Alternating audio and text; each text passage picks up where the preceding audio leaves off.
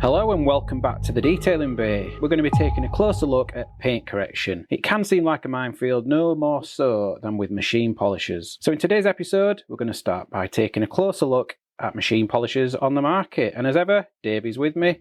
So Dave, where do you start with the world of machine polishers? So assuming that you're going in at entry level, so you have never done machine polishing before, there's nothing stopping you spending £600-800 on, the best of the best, but you're not always going to claw back what you've paid for it, for what it offers. So I always tell people, because you may not enjoy it either, is to go for like a good solid entry level machine, one that ticks all the boxes. There are loads on Amazon, but then they don't have the 5-inch plate, the cable's really short, so it is worth shopping about and looking for an entry level under a brand. DAS6, for instance, they do a really good entry level DAS6 V2. Yeah, what is a beginner like? What's your budget going to be?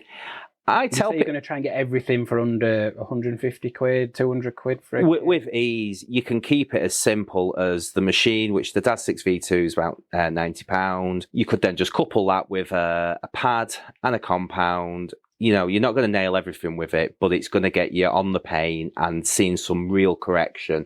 And even if you don't get all them swirls and defects out, you're going to get, the finish you're going to get is going to far surpass anything you've tried to enhance with pre-wax cleaners and claying, waxes and all the rest of it that have these real bold claims of, massive gloss enhancement. Right. It is from the polishing stage.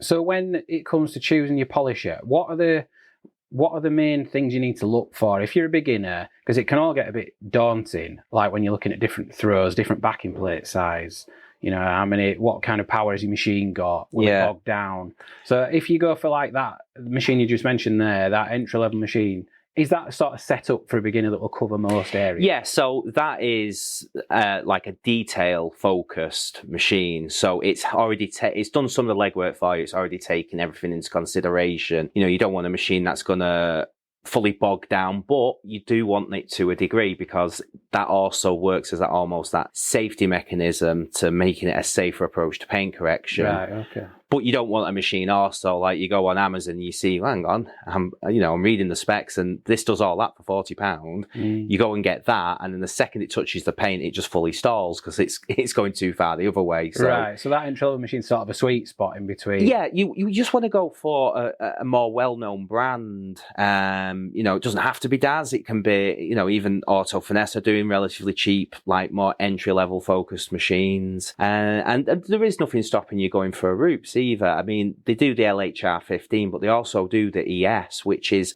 basically the Mark 1 of the LHR range. I was just going to say, even if you're a beginner and you know very little, we both know customers like this who've got the budget and they just come in and go, I want the best of the best. Can you go straight into a Roops or a top Yeah, absolutely. But what you've got to remember is, and sometimes people miss this, is, so you go in there, you're going, right, I've got £500 to spend. I want the absolute best I can get for that money. And I try and explain to people sometimes that you're going to get the best within a certain category. So you're going to get a really, really good 15mm throw machines, the LHR 15. But then that brings restrictions as well. So it's brilliant for correction. It's a smooth machine. You're going to have a really good user experience, but you're not going to, you get a little bit more reading in, and they wanted a 3-inch plate to use on it. They wanted to get to them smaller areas. It's not going to cater for that. There's no 15mm machine that's going to cater for that. So then you've got to educate on the fact that, entry level people starting out, I always say you want an 8 or a 9mm dual action, because that is the most versatile. You can put a 3-inch plate on it. It's not ideal. They do vibrate a little bit more, but it works, and you can then get a feel. It's not going to be the machine that you're going to use forever for a lot of people. Others, it ticks all the boxes. They do the car once a year, and other than that, use it for applying waxes. Yeah. But there's other people, and you've got to kind of read the room when they're asking, is like, where you planning on going with this? Because then you get some people, they're going, well, I'll do my car and then I want to move on to doing friends' cars. And you're thinking, well, they're going to probably grow quite quickly. So do you build two machines together? So they've got the best of both worlds. So they have got like a 15mm throw machine, which is going to be smoother. It's going to get slightly better correction. But they've also got the other machine, like a 75mm machine. So they can cater for them smaller to get areas. Do you go dual action or rotary? If you've never machine polished before, I say without a doubt go dual action. You do get people that really, really want to learn rotary. And if that's like almost a hobby in itself, that, you know, paint correction is almost secondary, they just want to learn how to use a rotary machine, that's absolutely fine. But I'd make sure they realise that it's a steeper learning curve. It can cause a lot more problems. Yeah, just explain to people why it's a steeper learning curve. It's not as straightforward. The dual action is like, they're all destructive in how they get the correction. One's a hell of a lot slower and safer, and the results are always going to be more favourable. So a DA is just a more refined machine. So you're never really 90% of the time going to get some of these problems like dulling, any sort of micromarring or hologramming, anything like that. And they're very planted. You go to a rotary and then your pad choices and compound choices suddenly change a little bit as well, because you don't want anything that's going to dry up too quickly, or using a flat pad to one with like dimples or cuts in it can make a massive difference. Like a Hexlogic pad on a dual action feels fantastic. And then you using like a flat Lake Country HDO pad on a dual action, again, very little in the way of difference in feel. You do that on a rotary and suddenly you know, there's a massive difference in feel. One's pulling more than the other. The machine's you've potential for buffer hop, all that. So even before you've got any correction, you're trying to teach yourself how to harness the machine and the power. This is why it is such a minefield, because then you've got, like you've just explained, for people that don't know, obviously DA, you've got the oscillation there. For rotary, it's just the pad spinning on its axis.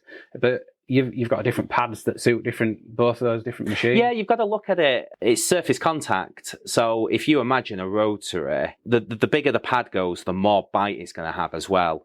So you've got to be mindful with that. As with a dual action, it kind of works the other way. The bigger the pad, the more it's got to disperse through that pad. So you reduce your cut a little bit, you reduce the pad size down, you increase the cut. It's like the opposite way to how a rotary works. So I would say if you're going to start with a rotary and you want control and just get used and confident with the machine, start with a 75mm pad.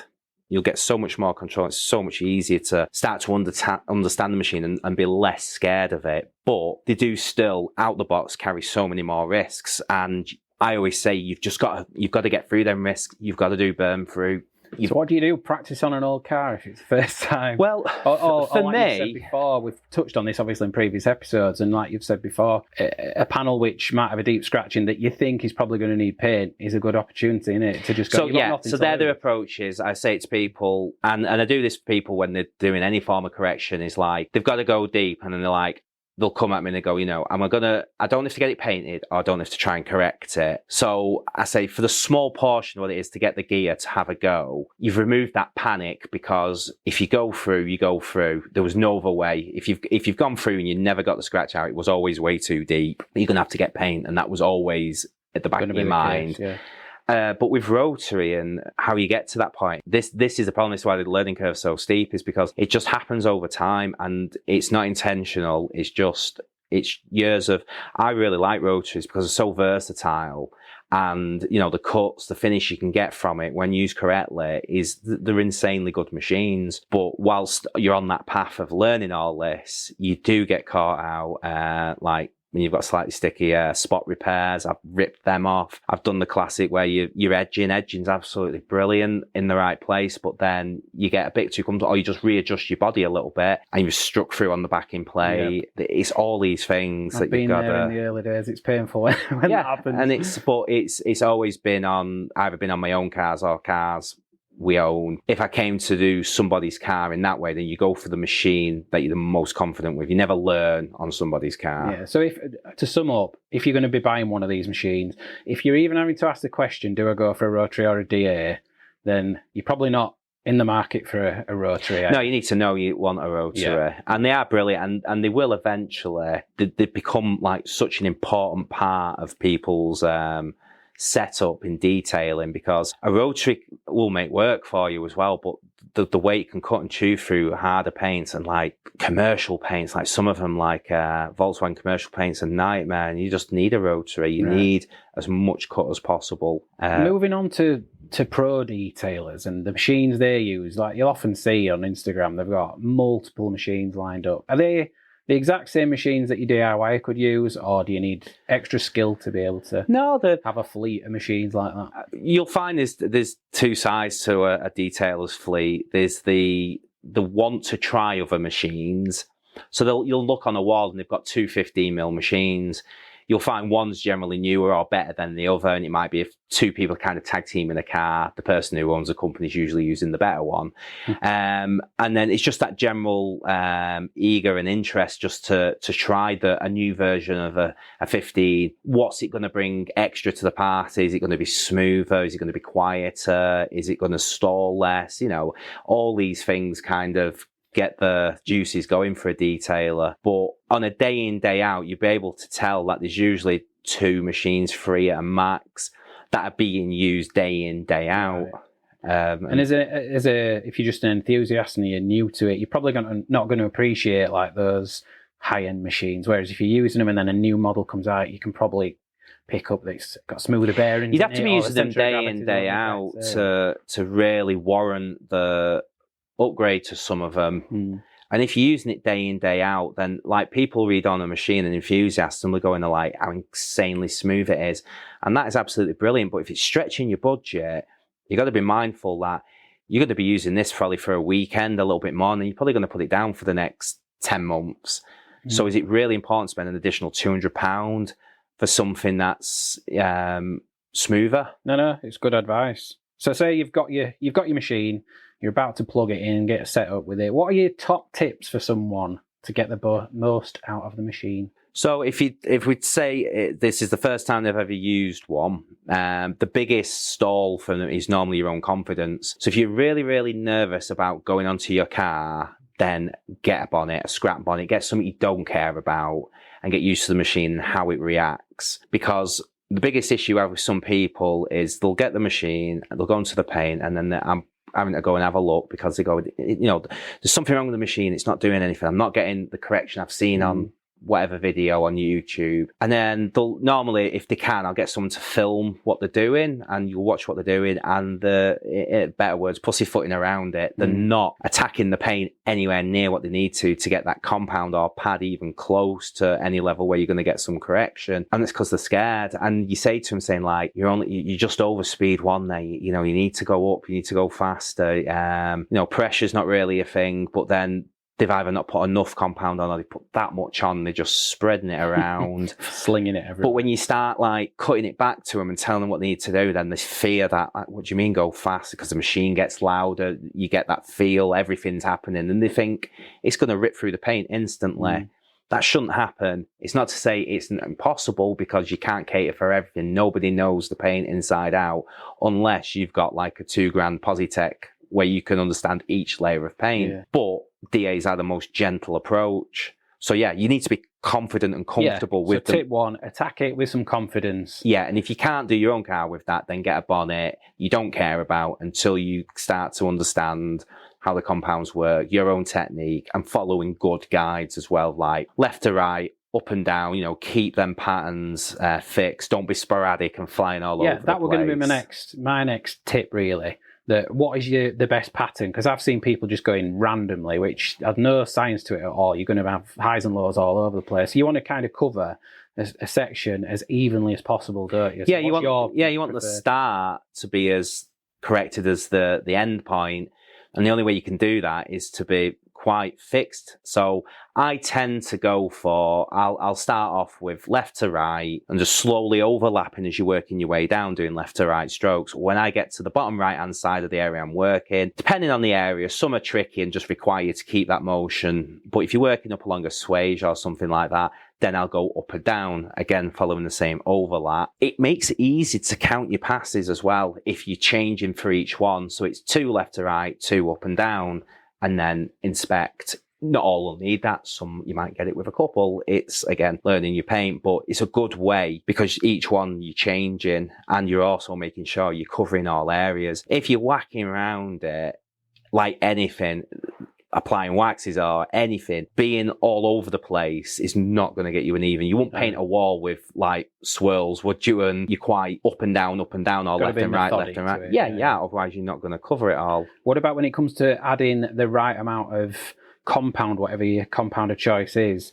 Because I used to have a bit of a habit of putting far too much on, thinking more is going to work better, and I want to see it whereas it's not the case, No, really, is it? I always say to people who are new to it, it's like, imagine it like you're brushing your teeth. If you put tons of toothpaste on your toothbrush, what happens? You're pushing toothpaste around your mouth. You just put a nice like a dot on the top, and suddenly you can feel you're brushing your teeth. There's not tons of toothpaste. And that's the same, kind of the same approach. It's a type of abrasion. But it is hard, especially when you're priming the pads. And I always tell people just to use very small dots of the compound, just to let the oils prime the pad. Or you can get pad primers. And then I always say 4 to 5 pea-sized dots is usually enough. But then that works for the first section, but then your pad's a little bit more saturated now, so you've got to kind of keep an eye on that. And like, you know, for that section there is a little bit smaller, you've got to think, I'm not going to need that amount. So that just comes with learning. And I always say, if you're pushing it round and it just seems like there is excessive amount on there, you can kind of tell, because you can see some of like the white residue all along the sides. It's just move along to the neighbour a little bit if you can. If there's a swage, then you're just going to have to work it, or just stop for a minute, wipe a little bit up, and then go on again. What about speed settings? Like, you just touched on it a little bit, but if you've got 9 speed settings, why we're not, once you've obviously at low speed spread your compound around a little bit, why would someone not just go straight up to 9, get the job done as quick as possible?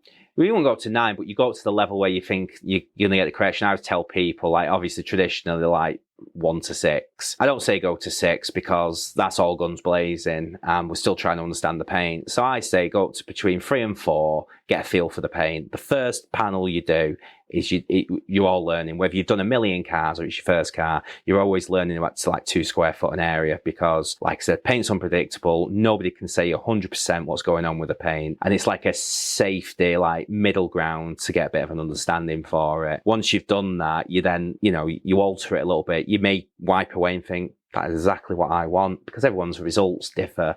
Some people want absolute perfection. Other people just want 50% correction. Yeah. China doing exact for all that is just impossible. So I always say, yeah, start in the middle, do 3 to 4 passes and just get a feel for it. If you wanted a bit more attack, then you know you've got more speed up there, and yeah, and follow it through from there, really. Right. Well, thanks for those, Dave. Hopefully that has helped you at home.